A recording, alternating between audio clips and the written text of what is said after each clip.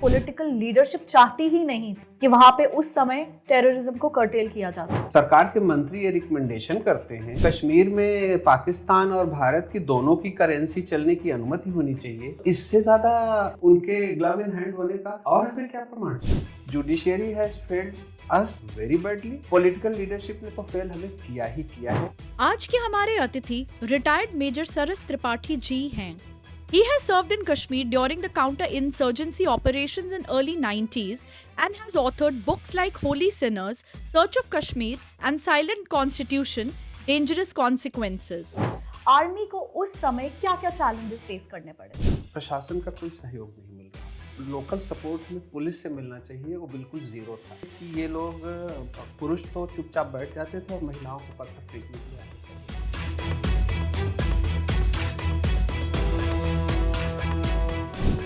This video is powered by Smart. आपका बहुत बहुत स्वागत है हमारे शो पर आने के लिए सर। बहुत बहुत धन्यवाद। सर, 1990 के दशक में कश्मीर लहूलुहान हुआ, वहाँ क्या चल रहा था? कश्मीर, जैसा कि आप जानती हैं, 1990 में पाकिस्तान के द्वारा स्पॉन्सर्ड जो आतंकवाद था वो अपने चरम पे पहुंच गया था। मतलब it was the pinnacle of the terrorism. Agenda क्या था? एजेंडा ये था, बहुत ट्रेनिंग देकर दिया गया था कि वहां से कश्मीरी पंडितों को निकाल कर बाहर कर देना है ताकि आज़ादी की घोषणा हो सके। अखबारों में सारी चीज़ें आई, सब कुछ डॉक्यूमेंटेड है कि आज़ादी की घोषणा होनी थी। तो इसलिए सारा कुछ जो चल रहा था, इतना हिंसा हत्या हो रही थी, उसका उद्देश्य यही था कि कश्मीरी पंडित यहाँ से चले जाएं और इसको जो उनका एजेंडा है दारुल इस्लाम का वो पूरा हो। तो ब्रीफ में अगर कहें तो यही था। बाकी तो विस्तार में अगर जाएंगे तो बहुत कुछ है। सर, आर्मी को अक्सर ब्लेम किया जाता है कि उन्होंने एक्सोडस को रोका नहीं। क्या आर्मी के हाथ बांध दिए गए थे या कोई और वजह थी? आपने बहुत अच्छा प्रश्न पूछा है, क्योंकि ये प्रश्न बहुत सारे लोग जो सिस्टम कैसे काम करता है उससे वाकिफ नहीं है वो पूछते हैं। कई लोगों ने मुझसे कहा कि सेना वहाँ क्या कर रही थी, इतनी सेना तो बैठी हुई थी, तो कश्मीरी पंडितों के ऊपर जब अत्याचार हुआ तो सेना ने हस्तक्षेप क्यों नहीं किया? प्राइमा फेसाई, जैसा हम देखते हैं, एक बहुत ही वैलिड क्वेश्चन है, लेकिन सिस्टम ऐसे काम नहीं करता। ये डेमोक्रेसी में लिमिटेशंस है, वो मैं बताता हूँ। ऐसा सेना क्यों नहीं कर सकती? भारत के संविधान के अनुसार भारत सरकार को सेना का प्रयोग अपने नागरिकों के विरुद्ध करने का अधिकार नहीं है, वो काम पुलिस का है। तो अगर सेना को एक्स्ट्राऑर्डिनरी सर्कमस्टांसेस में प्रयोग करना पड़े तो भारत सरकार को भारत की संसद से उसके लिए स्पेशल एक्ट पास कराना पड़ता है, अपने को एम्पावर करने के लिए और आर्मी को एम्पावर करने के लिए कि वो सिविलियन सेटअप में ऑपरेशन कर सके। उसको कहते हैं armed forces special power act. इस एक्ट का सबसे पहले प्रयोग 1958 में हुआ था, जब भारत के प्रधानमंत्री पंडित जवाहरलाल नेहरू थे। नॉर्थ ईस्ट में इसी तरह का बहुत खतरनाक आतंकवाद चल रहा था। भारत सरकार की सत्ता लगभग खत्म हो गई थी, तब पुलिस प्रशासन खत्म हो गया था, तब ये एक्ट सबसे पहले संसद ने पारित किया। इसमें भारतीय सेना को चार पांच विशेषाधिकार दिए जाते। बहुत छोटा सा एक्ट है लेकिन बहुत पावरफुल एक्ट है। तो जब तक ये एक्ट पास ना हो तब तक सेना वहां काम नहीं कर सकती। इसकी भी मैकेनिज्म बता देता हूं। सबसे पहले जो स्टेट गवर्नमेंट है, जहां पे आर्मी को लगाना है वहां उस एरिया को डिस्टर्ब्ड एरिया घोषित करे। एक डिस्टर्ब्ड एरिया एक्ट होता है। गवर्नमेंट पहले स्टेट गवर्नमेंट पास करे कि ये डिस्टर्ब्ड एरिया है, और डिस्टर्ब्ड एरिया एक्ट पास करके सेंट्रल गवर्नमेंट को भेजती है कि ये डिस्टर्ब एरिया है और इसमें सिविलियन जो सेटअप है वो फेल हो चुका है। तो फिर केंद्र सरकार armed forces special power act parliament में लाती है और उसे पास कराती है। जब वो पास हो जाता है तब सेना को अधिकार मिल जाता है। जियोग्राफिकल एरिया डिफाइंड होती है कि इतने ही एरिया में ये एक्ट लागू है, यहाँ ही सेना को, बस इतने में सेना को ये विशेषाधिकार दिया गया है। अब आप पीछे जाइए थोड़ा सा। 1987 से वहां कश्मीर में एकाएक बहुत आतंकवादी घटनाएं शुरू हो गई।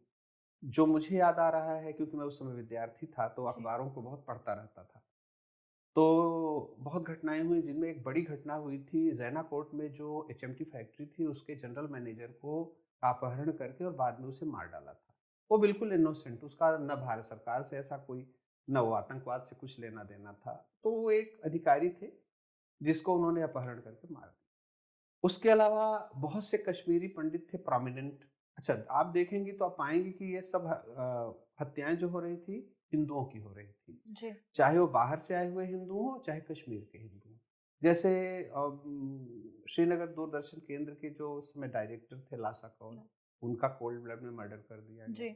जबकि वो बहुत बड़े ह्यूमनिस्ट और पेसिमिस्ट मतलब शांति प्रिय व्यक्ति थे और उनको इतना विश्वास था कि मेरे साथ कुछ नहीं होगा। आप जानती हैं कि वो पैदल आ रहे थे आकाशवाणी उससे दूरदर्शन केंद्र से और रास्ते में उनका मर्डर हो गया।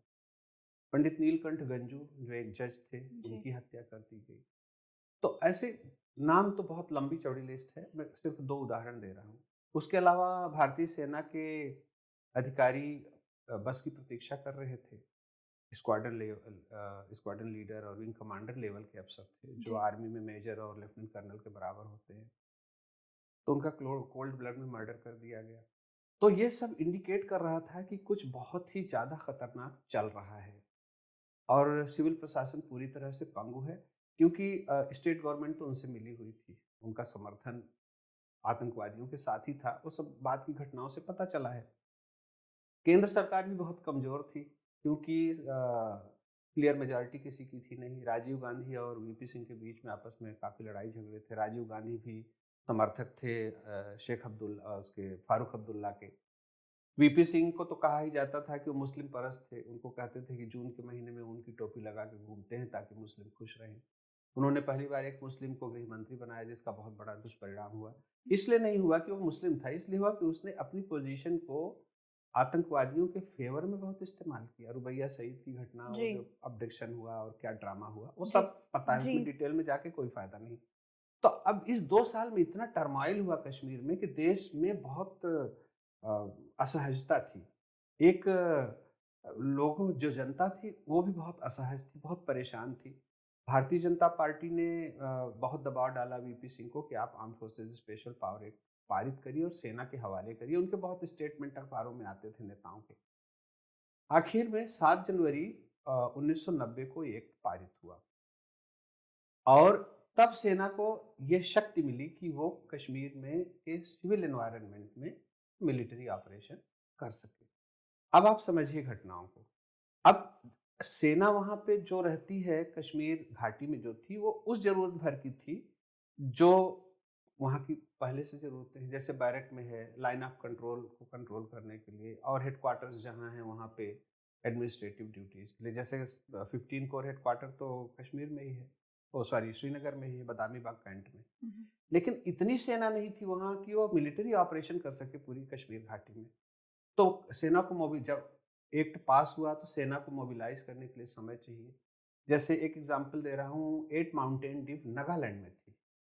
पूरी की पूरी डिवीजन जिसमें 15 से 20 हजार लोग होते हैं, उस पूरी डिवीजन को आदेश दिया गया कि आप मूव करके कश्मीर जाइए।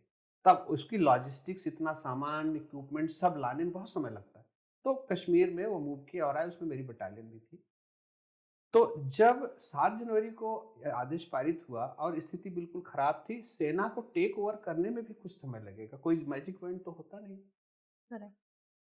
और इस बीच 19 जनवरी 1990 को ऐसी स्थिति, हालात इतने खराब कर दिए गए कश्मीर में कि कश्मीरी पंडित मजबूर हो गए, लगभग 3,70,000 लोग, 65 से 70,000 लगभग फैमिलीज, जिन्होंने जो भी औने पौने तरीके से बैलगाड़ी, घोड़ा गाड़ी से लेकर ट्रक बस जो भी मिला वहां से चले आए, क्योंकि उनके रहने लायक हालात नहीं थे। रेप मर्डर बहुत आम बात हो गई थी और चेतावनी की रलीव गलीव चली वाली जो बात है वो सब मस्जिदों से प्रसारित हो रही थी, तरह जी। तरह के। और ईरानी क्रांति के में जो भाषण दिए थे खुमैनी ने, वो सारे बहुत फ्लेयरिंग वाले।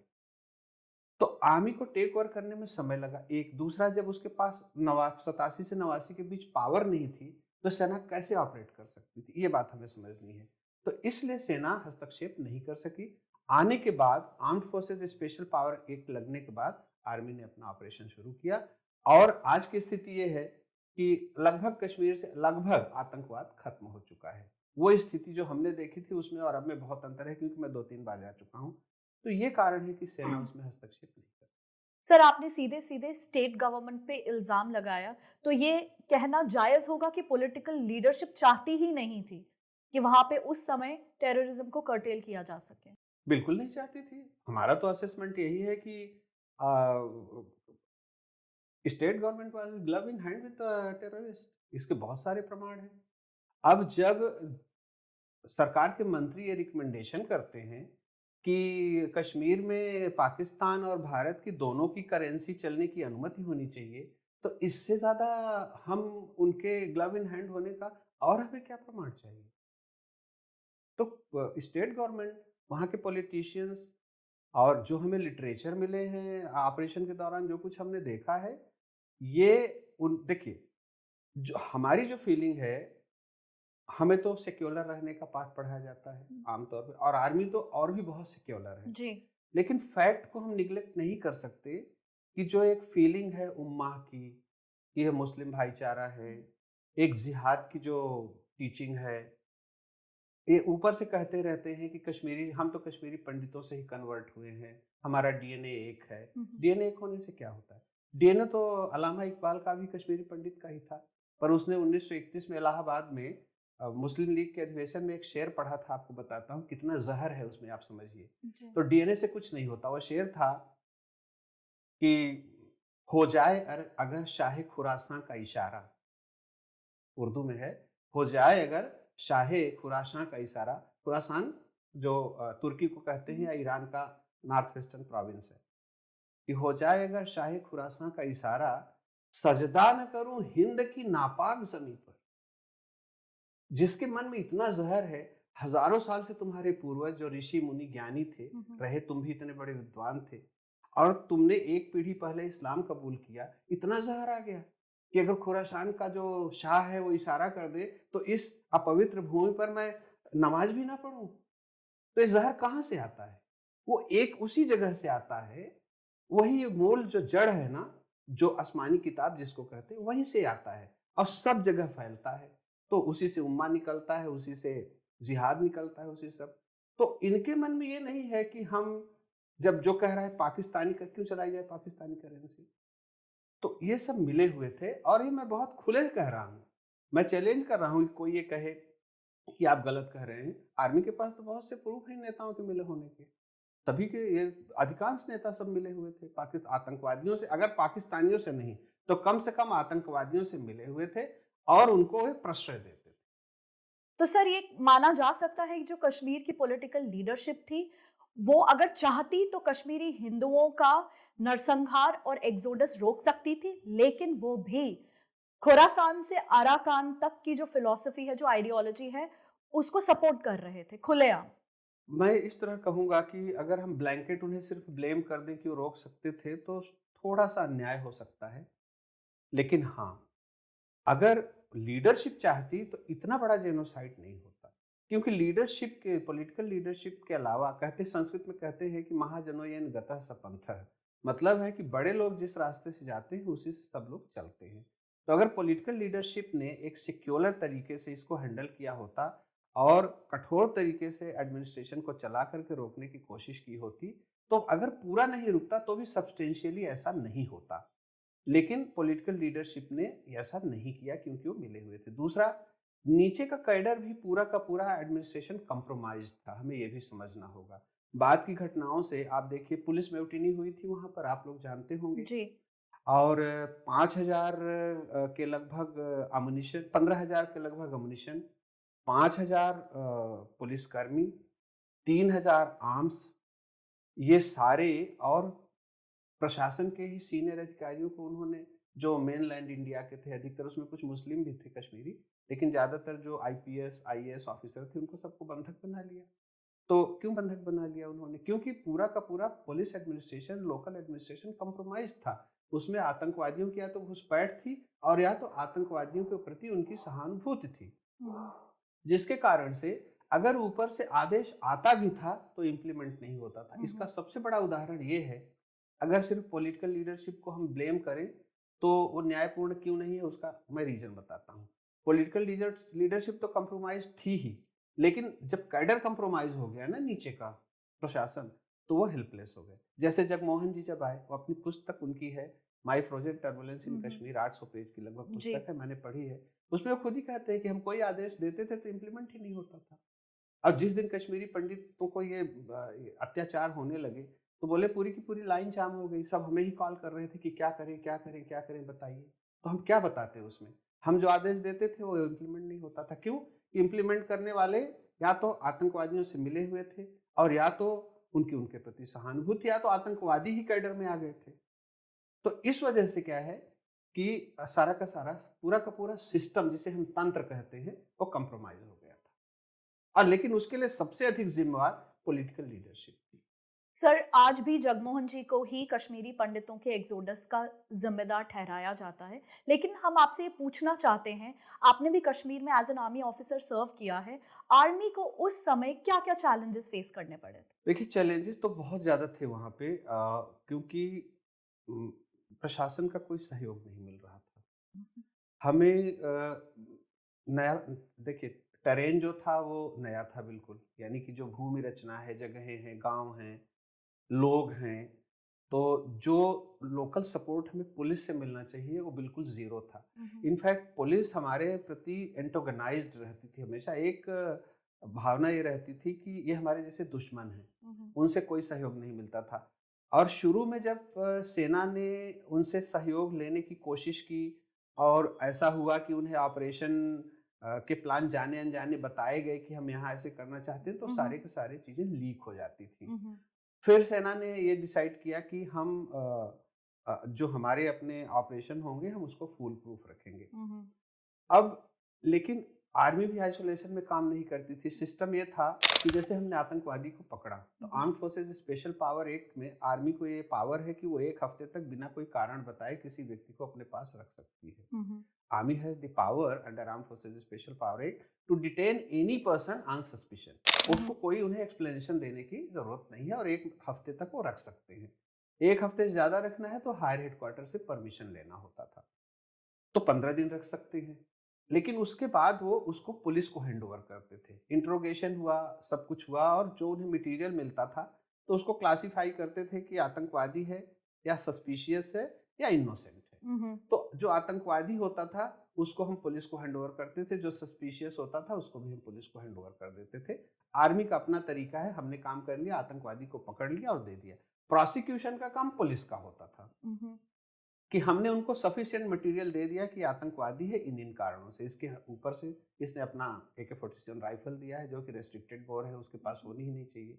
जो कबूलनामा होता था सब कुछ हम दे देते थे। And there used to be sufficient, मतलब एबंडेंट मटेरियल, सफिशिएंट तो वीक वर्ड है, प्रचुर मात्रा में इतना मटेरियल होता था कि उसको प्रोसिक्यूट करके उसको आजीवन कारावास या फांसी की सजा हो सकती थी। लेकिन पुलिस का प्रोसिक्यूशन इतना ढीला होता था कि कोई आतंकवादी प्रोसिक्यूट ही नहीं हो पाता था, क्योंकि ठीक तरीके से उसको कोर्ट में प्रेजेंट करना पुलिस का काम है, पुलिस करती नहीं थी। तो जो आपका प्रश्न है मैं उसका उत्तर दे रहा हूँ कि सारा सिस्टम कॉम्प्रोमाइज होने के कारण सेना को सबसे बड़ा चैलेंज तो यही फेस करना पड़ा कि हम आतंकवादियों को पकड़े और पुलिस को दे दें और वहां से छूट जाए, लीगली छूट जाए। तो फिर वो सीना तान के बोलता था कि हम तो इनोसेंट हैं। तो एक तो चैलेंज ये था। दूसरा ये था कि जनता अधिकतर जो है वो, अधिकतर क्या मतलब, Fairlie anybody was in favour of army, और था भी तो दिखाता नहीं था। बहुत ही होस्टाइल एटीट्यूड होता था, कोई कोऑपरेशन नहीं होता था। सबसे बड़ा चैलेंज हम फेस करते थे कि ये लोग पुरुष तो चुपचाप बैठ जाते थे और महिलाओं को पत्थर फेंकने के लिए आगे कर देते थे, और वो कई बार भीड़ में आ जाती थी। हमारी सेना तो एक जो हमारी सेक्युलर टीचिंग के अलावा एक मॉरलिस्टिक टीचिंग है कि महिलाओं के साथ कैसे बर्ताव करना है। हर ऑपरेशन के पहले कमांडर्स बताते थे कि महिलाओं को उनकी बहुत डिग्निफाइड तरीके से हैंडल करना है, टच नहीं करना है, मारपीट उनके साथ नहीं करनी है। तो ये हमारी वीकनेसेस बन गई थी कि वो भी, एक कई बार ऐसे घटनाएं हुई कि 2-4 महिलाएं हमारे जवानों के हथियार छीनने की कोशिश की। एक बार तो एक ऑफिसर का हथियार छीनने की कोशिश की। तो फिर धीरे-धीरे हमें रियलाइज़ होने लगा कि ये इनकी स्ट्रैटेजी है कि महिलाओं को आगे करो। तो एक बहुत बड़ा चैलेंज ये था। अच्छा, कई बार क्या है कि झूठे आरोप भी लगा देते थे कि इन्होंने हमारा मोलेस्टेशन कर दिया, हंगामा करना बेमतलब में। तो ये तरह-तरह के चैलेंजेस हमारे सामने थे, जिनमें से प्रमुख हमने आपको बताया कि चैलेंज थे। सर, क्या आप हमारे साथ कोई ऐसा रियल इंसिडेंट साझा करना चाहेंगे जिसमें कि जो वहाँ की जो लोकल पॉपुलेशन थी, उनका टेररिस्ट के साथ जो रिलेशन था वो सामने आया हो? देखिए, अधिकांश घटनाओं में उनका रिलेशन सामने आता था, क्योंकि जहाँ आतंकवादी अपने हाइडआउट्स बना के हुँ, रखते हुँ। थे, वो लोगों को पता होता था, सारे गाँव को पता होता था, कोई नहीं बताता था। हुँ, हुँ। आतंकवादी अगर वहाँ कार्डन में बैठा हुआ है, तो उसको आइडेंटिफ़ाई करने की ज़िम्मेवारी सिर्फ़ हमारी होती थी। हुँ, हुँ। हमें अधिकतर इनपुट नहीं मिलते थे कि ये आतंकवादी है। अगर हम किसी आतंकवादी को अपने सोर्सेज़ के मदद से हम पकड़ लेते थे, तो महिलाएँ और लोग हंगामा करते थे कि ये तो इनोसेंट है। हुँ, हुँ। लेकिन लोकल लोगों का जो इन्वॉल्वमेंट है आतंकवादियों को सहयोग समर्थन में शुरू में बहुत ज़्यादा था। धीरे-धीरे, धीरे-धीरे वो काफ़ी कम हुआ। अब एक इंसिडेंट मैं आपको बताता हूँ जिसमें कि मतलब ये कह सकते हैं कि पूरा का पूरा गाँव बच्चे से और एडल्ट ही नहीं, छोटे-छोटे बच्चों को भी इन्होंने इस्तेमाल किया अ, आतंकवादियों के सरगना जिसका नाम आपने सुना होगा, सैयद सलाहुद्दीन को बचाने के लिए। हुँ, हुँ। सैयद सलाहुद्दीन जो लोग नहीं जानते मैं बता दूँ वो सोईबुक का रहने वाला था हुँ, और हुँ। वो एक यूनानी डॉक्टर था। और फिर वो सुप्रीम जिहाद काउंसिल का चेयरमैन बना, पाकिस्तान गया। उसका भी एक तमाशा बताते हैं ड्रामा कि इलेक्शन हुआ था तो फारूक अब्दुल्ला के कैंडिडेट को जबरन जिता दिया गया इसलिए आतंकवादी हो गया। ये सब इनके एलिबाई हैं। मतलब ये कि अगर इनको खाने को नहीं मिले 2 दिन तो उसके लिए भारत सरकार ज़िम्मेवार है और हम बंदूक उठा के मारना शुरू कर देंगे। तो वही कि उसको इलेक्शन में हरा दिया तो इसलिए वो आतंकवादी बन गया। ख़ैर काफ़ी लंबा-चौड़ा आदमी था वो। तो उसके यहाँ हम बहुत बार कार्डन वग़ैरह लगाने हुँ, मतलब हुँ। जाते थे उस गाँव में। उस गाँव में बहुत सारे आतंकवादी रहते थे क्योंकि बगल में होकरसर नाम की एक जगह थी, तो जहाँ पे वेटलैंड थी। वेटलैंड है चारों ओर, तो उसमें छुपने की बहुत जगह होती थी। एक तरह के मैंग्रोव्स हैं वहाँ। तो एक बार एक गार्डन में वो फँस गया था और हमें लेकिन पता नहीं था कि वो गार्डन में है। हम अपना यूजुअल ऑपरेशन कर रहे थे। फिर सडनली हमने देखा कि गाँव में महिलाओं, बच्चों की कोई ज़्यादा पॉपुलेशन दिख नहीं तो अपने-अपने घरों में बैठते थे।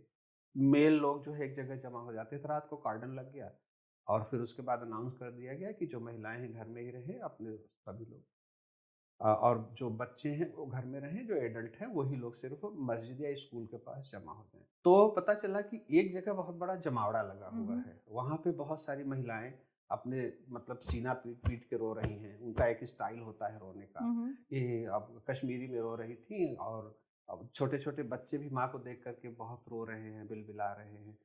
और जब सुबह हम लोग वहाँ क्योंकि हम तो सुबह ही जाते हैं, रात को हम नहीं जाते because of various hmm, reasons. Hmm. When it is dawn we go. Then we found that there is a coffin. Hmm, hmm. एक किसी कोई पीर उनके वो बता रहे थे कि हमारे पीर आए थे, बाबा रेशी एक दूसरी जगह है जी, तंगमर्ग के जी। पास। तो बोले कि बाबा रेशी से हमारे एक पीर आए हुए थे और बहुत पहुँचे हुए पीर थे, उनकी डेथ हो गई और हम लोग वो मातम मना रहे हैं हुँ, हुँ। उसका और हम आपसे ये विनती करते हैं मतलब कश्मीरी में जो भी उर्दू हुँ, में हुँ। बोलते हैं कि हमें पीर बाबा को इनकी डेड बॉडी को ये चाहते थे, इनकी बड़ी इच्छा थी कि हम जब भी हमारी डेथ हो तो हमारा जो दफन हो वो तनमर्ग में ही वहीं पे बाबा ऋषि पे ही हो। तो इनको हमें ले जा कर के वहाँ दफन करना है।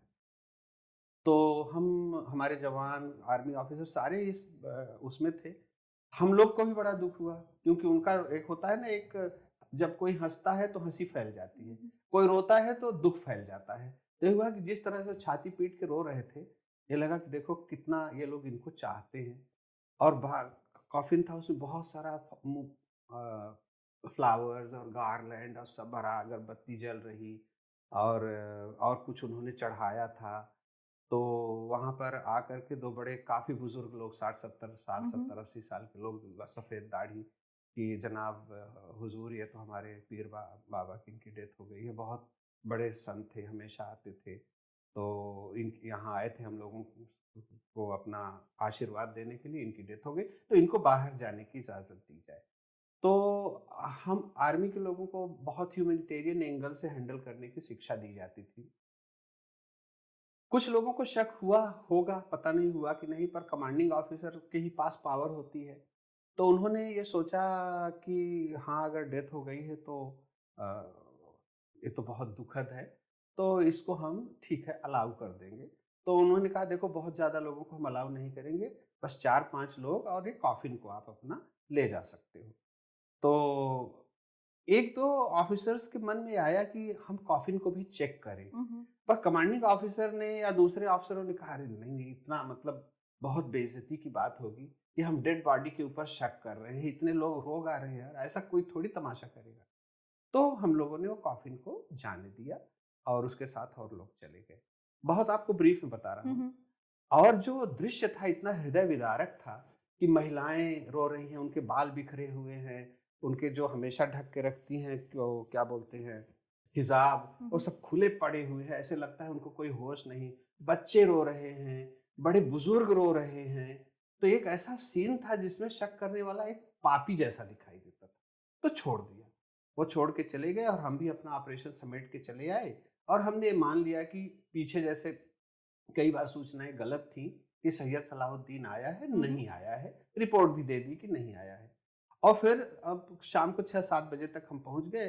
7-8 बजे कमांडर का फोन आया और उन्होंने फिर कमांडिंग ऑफिसर से सारा डिटेल पूछा कि आपने बताया कि वहां कुछ हाथ नहीं लगा है और ऑपरेशन तो बहुत स्मूथ था, लेकिन तो उन्होंने बोला कि कोई कमांडर ने बताया, क्योंकि सीओ ने बताना उचित नहीं समझा, जरूरत नहीं थी कि कोई डेथ हो गई थी। तो कमांडर ने बोला वहाँ कोई डेथ हुई थी, कोई कॉफिन वगैरह बाहर गया क्या? तो बोले हाँ बताया उन्होंने। बोला हाँ सर ऐसे तो हुआ था। तो बोले कि आपको पता है उसमें सैयद सलाहुद्दीन उस कॉफिन में बैठ करके बाहर निकल गया। वाओ। तो it was such a shock कि जो हमारे ऑफिसर्स थे उनको मतलब कई सेकंड तक तो ये होश नहीं आया कि कमांडिंग ऑफिसर रिस्पॉन्ड कैसे करे। तो वहां पे पता तब चला जब दोनों तरफ सेलिब्रेशन हो रहे थे एलओसी के, इधर समर्थकों की उधर पाकिस्तान में। और बोले कि दी वो इंटरसेप्ट हुआ रेडियो पे कि उसका मतलब ये था कि काफिरों ने तो हमारे लीडर को कॉफिन में बंद कर दिया था, लेकिन वो अपनी जो उनकी मिरेकल है उससे वो फिर से रिसरेक्ट होकर के बाहर आ गए। तो आप मैं बताना ये चाह रहा हूं कि इस तरह का इतना डीप, इतना वाइड, इतना इंटेंस समर्थन जो लोकल पॉपुलेशन है, बच्चे से लेकर और महिलाओं तक, अगर नहीं होता तो ये न दृश्य पैदा होता और न तो ये दया आती और न तो ह्यूमैनिटेरियन एंगल शायद आता। अब यहाँ आर्मी की वीकनेस ये है कि हम बहुत ह्यूमन हो गए और हम उनकी चाल को समझ नहीं पाए, जिसका परिणाम हुआ कि वो। तो मैं ये बता रहा हूँ कि लोकल पॉपुलेशन जो ये कहते हैं कि हमारा नहीं है, हम ये नहीं कह रहे हैं कि सभी हैं या अभी भी हैं, लेकिन उस समय की हालत तो यही थी कि अधिकांश लोग आतंकवादियों और आतंकवाद के समर्थक। सर आपने अभी हमें अपने जो एक्सपीरियंस है, रियल एक्सपीरियंस इन कश्मीर है, उसके बारे में बताया। तो फिर कश्मीर फाइल्स एक प्रोपोगंडा कैसे हुई? मैं तो नहीं जानता कि कौन कश्मीर फाइल को प्रोपेगेंडा कहता है, मैंने खुद देखी है। और ये एक इमोशनल बात है, पर मैं शेयर हम लोग ह्यूमन बीइंग हैं। कई लोग सोचते हैं आर्मी ऑफिसर्स तो बहुत मजबूत होते हैं। कश्मीर फाइल जब मैंने देखी, मैं अपने पूरे परिवार के साथ गया था। मैंने कहा चलो वो देखो। और अग्निहोत्री जी से मेरी मुलाकात खजुराहो लिटरेरी फेस्टिवल में हुई थी। तो हम एक दूसरे को, वो मुझे शायद याद ना रखें, बड़े आदमी हैं, लेकिन हम तो उन्हें बहुत अच्छे, उनका देश जानता है।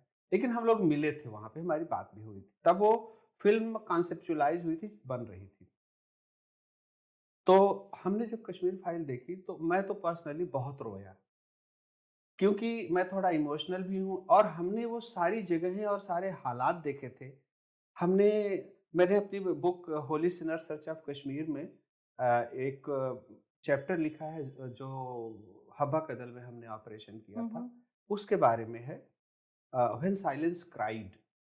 तो उसमें एक कश्मीरी पंडित के घर का विवरण है। 2 कमरों का घर होता है और किताबें इतनी भरी होती हैं कि जो लकड़ी की वो होती है प्लेटफॉर्म, लगता है टूट के गिर जाएगा। और उसमें स्वस्तिक का चिन्ह, ओम का चिन्ह उनका, और मैंने देखा उनके ड्राइंग रूम पर जो बिलीव मी मेरा ख्याल है 3-4 साल हो चुके, 2 साल कम से कम हो गए थे। वो कुछ ग्लास गिरी हुई थी, कुछ प्लेट में खाना, वैसे किसी में बहुत ज्यादा खाना, किसी में कम, सूख करके मालूम हो रहा था कि the owner of this house has left food without eating, आप समझिए। तो वो सब उसका मैंने पूरा इसमें बुक में भी लिखा है। तो ये सब चीजें मेरे मन में इतना भरी हुई थी, जब मैंने कश्मीर फाइल देखी तो मुझे बहुत दुख हुआ, बहुत रोया मैं। और एक, चूंकि कश्मीर फाइल सभी सच घटनाओं पर बनी हुई है, एक भी उसमें ऐसी घटना नहीं है जो काल्पनिक है, जी। सब डॉक्यूमेंटेड है, हिस्ट्री में है, न्यूज में है, सभी हिंदुस्तान ही नहीं सारी दुनिया को पता है जो अवेयर है। तो उसमें काल्पनिक कैसे हो सकती है? और जब फिल्म बन रही है तो जो करेक्टर है वो तो थोड़ा बहुत तो ड्रामेटाइज करना ही पड़ेगा ना। वो जो रियल करेक्टर है वो तो जिंदा होके आएंगे नहीं। अब ऑब्वियसली। जैसे पंडित सर्वानंद कौर सर्वानंद प्रेमी जी। का जो उनको जिंदा पेड़ कितना टॉर्चर करके लटका जी। दिया, तो वो पंडित जी तो आएंगे नहीं ना। या जो हामा में हुआ था, जी। तो वो तो बताने नहीं आएंगे। तो जो करेक्टर उनका रोल करेगा तो वो उनको जीने की कोशिश करेगा, ही जी। Will try to live the character. तो थोड़ा तो ड्रामेटाइजेशन होगा ना, this is part of the art. तो इसमें एक अच्छा मैंने ये पाया कि सच कहूं तो बिल्कुल एग्जैजरेशन नहीं है उस फिल्म में। It has been shot in such a way, film को इस तरह दिखाया गया है कि रियलिटीज ही हैं। और वैसे भी आर्ट में, फिल्म में थोड़ा सा ड्रामेटाइजेशन, किसी चीज को कम करना, किसी को ज्यादा करना, वो that is part of the art. तो ये बिल्कुल गलत बात है जो कहते हैं कि प्रोपेगंडा है। प्रोपेगंडा एक एक घटना को कोई बता दे कि एक घटना उसमें झूठी बताई गई है। सर ये तो आपका मानना है, लेकिन आज भी कश्मीर फाइल्स को प्रोपेगेंडा डिक्लेयर करने की भरपूर कोशिश हो रही है। डिस्पाइट दिस, क्या आपको लगता है कि देश की पॉलिटिकल लीडरशिप और judiciary has failed to understand the trauma that Kashmiri Hindus have lived? इसका उत्तर थोड़ा बड़ा है। बड़ा जी। इस अर्थ में है कि ऐसा नहीं है कि वो ये सच्चाइयां नहीं जानते, लेकिन जो हमारा माइंडसेट रहा है, हिंदू माइंडसेट इन जनरल, वो बहुत ब्रॉड रहा है। हम दूसरे की गलतियों को देखते ही नहीं, और अब हमेशा जब कोई घटना होती है अपनी ही गलती निकालना शुरू कर देते हैं। अब एक इसमें मैं थोड़ा जोड़ रहा हूँ, थोड़ा हट जी। रहा हूँ। कई लोग बोलते हैं इतने कश्मीरी पंडित थे, उनको लड़ना चाहिए था। अब मैं उन्हें बोलता हूँ कि तुम मूर्खों, तुम्हें पता नहीं है, जब आर्मी को लड़ने में इतनी परेशानी हुई तो कश्मीरी पंडित बेचारे निहत्थे क्या लड़ते वहां। एक तरफ काला सैनिकोव है, और लोगों को पता नहीं है, मैं फौजी हूं तो मैं बता रहा हूं, AK-47 इज राइफल जो 1 मिनट में 200 राउंड फायर कर सकती है। 200 राउंड, समझ रही हैं आप? 200 जी। राउंड का इट्स एरिया वेपन, ऐसे फायर करके मार दो, मच्छरों की तरह लोग मर जाएंगे। उसके सामने कश्मीरी पंडित अपना डंडा लेके क्या करते? तो द पॉइंट इज, चाहे जुडिशियरी हो, चाहे पॉलिटिकल लीडरशिप हो, अपने सेल्फ गिल्ट से ही मरी जा रही है। हिंदू का नाम आया तो जुडिशियरी के हाथ पांव फूल जाते हैं उनका फेवर करने के लिए।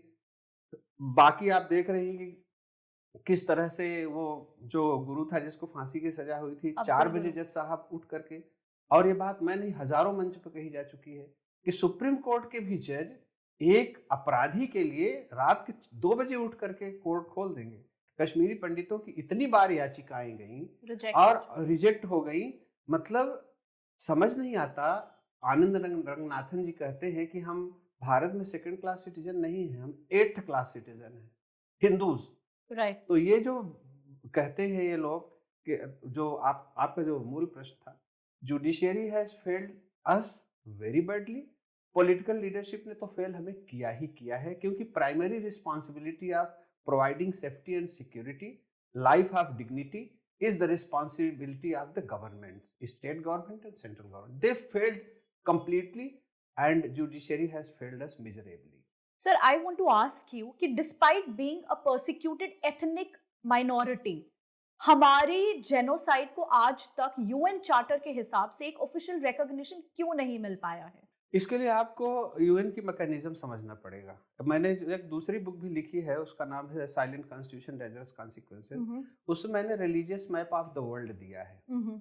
अब मैं उसे यहाँ दिखाना नहीं चाहता हूँ, ऐसे तो पुस्तक मेरे सामने ही रखी हुई है।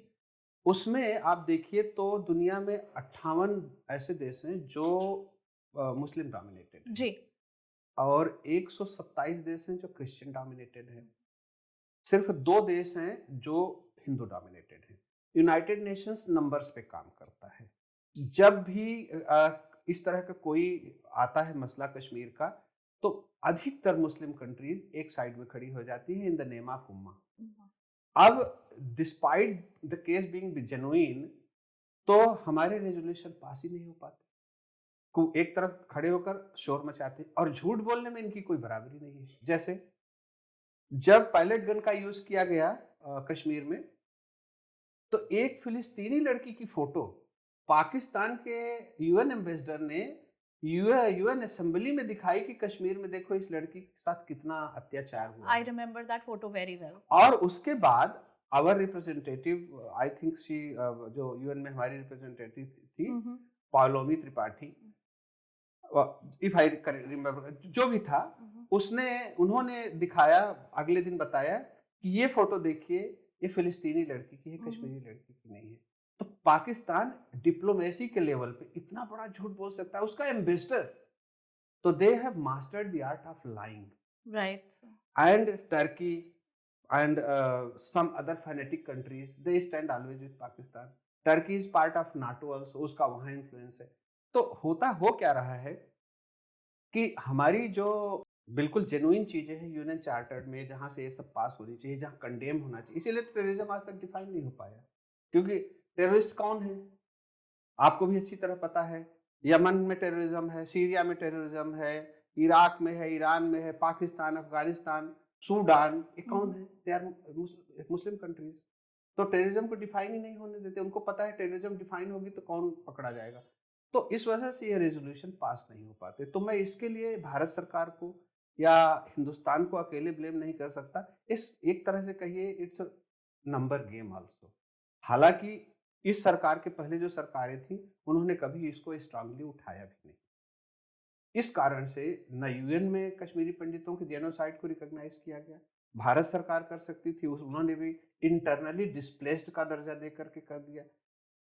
जबकि जेनोसाइड तो एक तरह का नहीं हुआ है, इट्स नॉट ओनली होमिसाइड जहां सिर्फ लोगों को मारा गया है, ह्यूमन बीइंग को, it's a complete annihilation of a culture. They have annihilated you from the land of 1000 years। हजारों साल की जो नर्चरिंग हमारी थी, हमारी कल्चर, हमारा शारदा पीठ, हमारी खीर भवानी या माँ सारिका, उत्तर हमारा बहुत लंबा ना हो जाए, मैं कट शॉर्ट कर रहा हूं। तो ये कारण है जिसके कारण से कि इसको जेनोसाइड के तौर पे रिकॉग्नाइज नहीं किया जा सका यूएन में, because this country they shout a lot because of उम्मा, और हम इतना समर्थन जमा नहीं कर पाते। सर, पुरानी सरकारों की बात छोड़िए, क्या ये जो हमारी करंट सरकार है उसने भी विलफुली कश्मीरी हिंदुओं को निग्लेक्ट किया है? देखिए, ये कहना थोड़ा सा मेरे लिए कठिन है क्योंकि मैं इसका असेसमेंट करने में सक्षम नहीं हूं। ये मैं कह सकता हूं दूसरे तरीके से कि सरकार और काफी कुछ कर सकती थी जो सरकार ने नहीं किया है। सरकार का फोकस कश्मीरी पंडितों का रिहेबिलिटेशन या उनका वेलफेयर उतना नहीं है जितना वो दूसरी चीजों पे फोकस कर रहे हैं, जैसे आर्टिकल 370 को खत्म करना और आर्टिकल 35A को न्यूट्रलाइज करना। यानी कि अभी तक वो काम तेजी से होना चाहिए, अभी वो फंडामेंटल्स में ही उलझे हुए हैं। और जो जिनके कारण हमारी कश्मीर की आइडेंटिटी, सनातन आइडेंटिटी है कश्मीरी पंडित, उनके साथ जो भी अत्याचार हुआ, जो उनके लिए किया जाना चाहिए, मैं इस बात से कन्विंस्ड हूँ कि सरकार जितना कर सकती थी उतना उसने नहीं किया है। सर, हम ये नहीं कह रहे कि सरकार ने नहीं किया, लेकिन हम अपनी रिहैबिलिटेशन और जेनोसाइड रिकॉग्निशन की जो बात है उस पर ये सवाल हम आपसे पूछना चाहते हैं। मैं वही कह रहा हूँ कि सरकार ने उतना नहीं किया। मैं भी नहीं कह रहा हूँ कि सरकार ने नहीं किया, सरकार ने बहुत कुछ किया है। फंडामेंटल्स बहुत बदले हैं, वहाँ के स्थितियाँ बहुत बदली हैं। जो यूनियन टेरिटरी का स्टेटस दिया और उसके बाद डिवाइड किया, और भी होना था और भी कर सकती थी, नहीं किया है। लेकिन हाँ, कश्मीरी पंडितों के रिहेबिलिटेशन के विषय में कोई बहुत सब्सटेंशियल काम नहीं किया है। अब वहाँ एम्प्लॉयमेंट दे देना, पोस्टिंग दे देना तो एक तरह से है कि शेर के एनक्लोजर में जो है वो किसी कश्मीरी पंडित को भेज देना। जब तक सोशल सिक्योरिटी नहीं होगी, तब तक आपका 20 लाख 50 लाख का पैकेज लेकर के व्यक्ति क्या करेगा? इफ ये सपोज यू गो, आपने अच्छी पोजीशन भी दे दी। कश्मीरी पंडित तो ऐसे भी हमेशा से इंटेलिजेंट लोग थे, they were holding very good positions, उन्होंने कभी भीख उन्हें मांगने की जरूरत ही नहीं पड़ी। राइट। यहाँ ही नहीं, यूनाइटेड नेशन से लेकर even the first prime minister of the country was a Kashmiri Pandit. तो द पॉइंट इज, उन्हें किसी से भीख मांगने की जरूरत नहीं है, लेकिन सवाल यह है कि सोशल सिक्योरिटी नहीं दी ना इन्होंने। जब सोशल सिक्योरिटी नहीं होगी, आप उनको पोजीशन दे दो, पद दे दो और बोलो जाओ कश्मीर में रहो, तो कौन जाएगा? Until you give a safe environment, तो वो उसमें सरकार अभी सफल नहीं हुई है, ये मैं कह सकता हूँ। सर, हम ये सवाल इसीलिए भी कर रहे हैं क्योंकि हमें इस सरकार से बहुत उम्मीद है। हम सभी को उम्मीदें हैं, और let us hope something happens. Absolutely. Thank you so much sir. हम अपनी वार्ता को अगले एपिसोड में कंटिन्यू करेंगे। आपका बहुत बहुत धन्यवाद। Thank you very much.